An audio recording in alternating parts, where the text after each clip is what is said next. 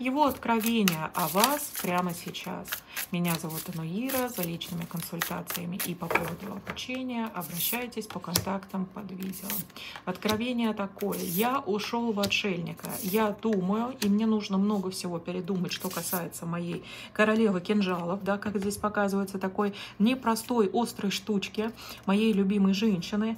Мне нужно очень много всего передумать, потому что я очень хочу сгармонизировать отношения. Вот эти две карты показывают, что на основе чувств я хочу выйти в новую фазу, где уже будет счастье, гармония между нами, где не будет никаких качелей, где не будет никаких споров и противоборств между вами. Я просто хочу выйти к состоянию, когда мы счастливы вместе, когда мы можем разделить друг с другом это счастье, и когда все сложности останутся позади.